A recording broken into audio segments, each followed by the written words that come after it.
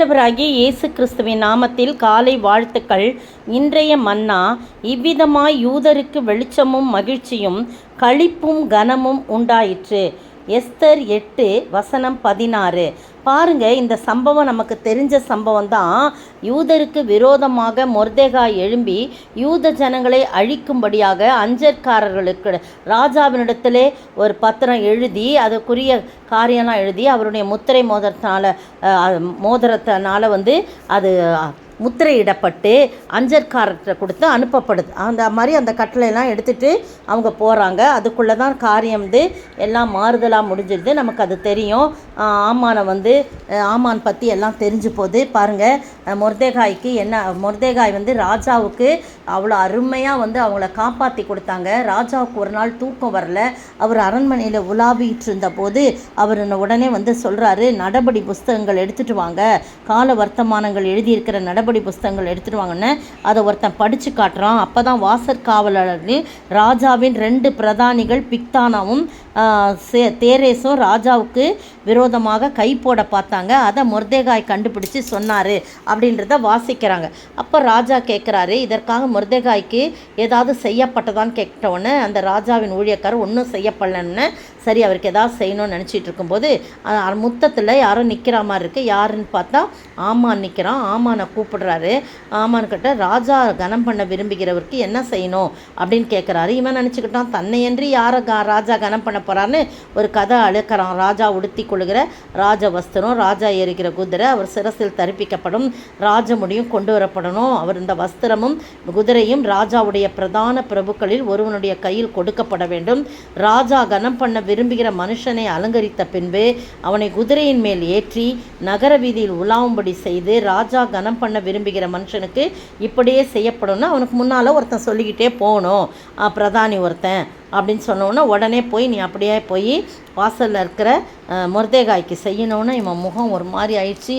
பாருங்கள், ஐயோ நம்ம இப்படி சொன்னோம், கடைசியில் நம்மளுக்கு இல்லாமல் அவனுக்கு சொன்னாங்கன்னு செத்த முகமாய் அவன் என்ன பண்ணுறான், வீட்டுக்கு போகிறான்னு சொல்லி பார்க்குறோம். கடைசியில் அப்போ ராஜாத்தி கடைசி நாள் விருந்துக்கு அழைச்சி இந்த மாதிரி ஆமான் பண்ணான்னு சொன்ன உடனே ஆமான் மொர்தெகாய்க்கு ஆயத்தம் பண்ணின தூக்கு மரத்திலே ஆமானையே தூக்கி போட்டார்கள் அப்படின்னு சொல்லி இப்போ ராஜாவின் உக்கிரமும் தணிந்ததுன்னு நமக்கு தெரியும் இந்த சம்பவம். இருந்தாலும் அதை சுருக்கமாக நான் சொன்னேன். இப்போ பார்த்தீங்கன்னா அஞ்சற்காரர்கள்லாம் சொல்லி அனுப்புகிறாங்க, வாங்க எல்லாரும் வந்துருங்க, அதெல்லாம் போக வேணாம்னு சொல்லி திருப்பி ராஜாவின் கட்டளைகள் அகஸ்வேரு ராஜாவின் பேரால் எழுதப்பட்டு 8:10 பாருங்கள். ராஜாவின் மோதிரத்தினால் முத்திரை போடப்பட்ட பின்பு குதிரைகள் மேலும் வேகமான ஒட்டகங்கள் மேலும் கோவேரி கழுகுகள் மேலும் ஏறி போகிற அஞ்சக்காரர் கையிலே அனுப்பப்பட்டது.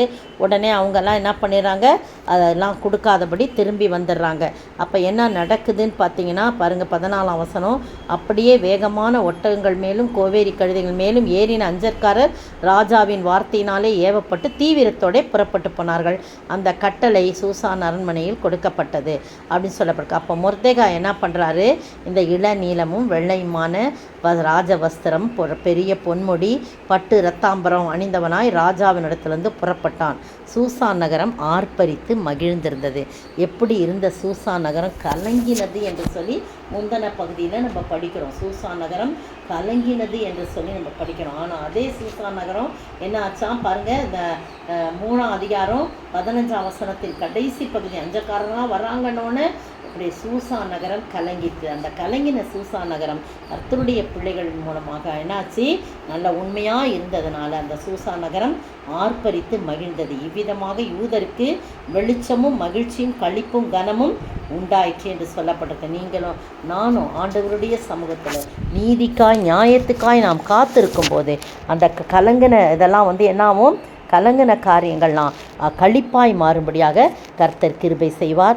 அப்படிப்பட்ட நமக்கு விரோதமாக எழும்புகின்றவர்கள் அவர்கள்தான் ஒன்றுமில்லாமல் போவார்களே தவிர நமக்கு ஒரு காரியமும் நெகட்டிவாக நடக்காது. எனவே அந்த ஆண்டவரை நோக்கி நாம் பார்க்கும்படியாக தலைகளை தாழ்த்தி நாம் செபிப்போமா.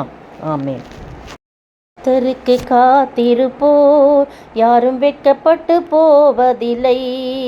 மகிழ்ச்சியும் களிப்பும் வெளிச்சமும் கனமும் என்றென்றும் உண்டாகுமே. கர்த்தருக்கு காத்திருப்போ யாரும் வெட்கப்பட்டு போவதில்லை.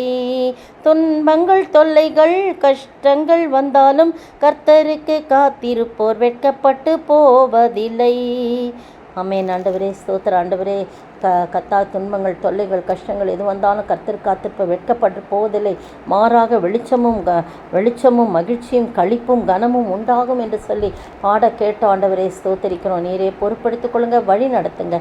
மக்கு காத்திருந்து எவையெல்லாம் பெற்றுக்கொள்ள நீர் உதவி செய்ய வேண்டும் என்று கர்த்தரும் மீட்பெரும் ராஜாமா இயேசு கிறிஸ்துவின் விலையேறப்பட்ட நாமத்தில் ஜெபிக்கிறேன் பிதாவே, ஆமேன். நேற்றைய பதில் உம்முடைய ஆண்டுகள் முடிந்து போனதில்லை என்று சொல்லியிருக்கிறது. எபிரெயர் 1:12. இன்றைய கேள்வி, எதை குறித்து நாம் எப்படி இருப்போமானால் தண்டனைக்கு எப்படி தப்பித்து கொள்வோம்? எதை குறித்து நாம் எப்படி இருப்போமானால் தண்டனைக்கு எப்படி தப்பித்து கொள்வோம்?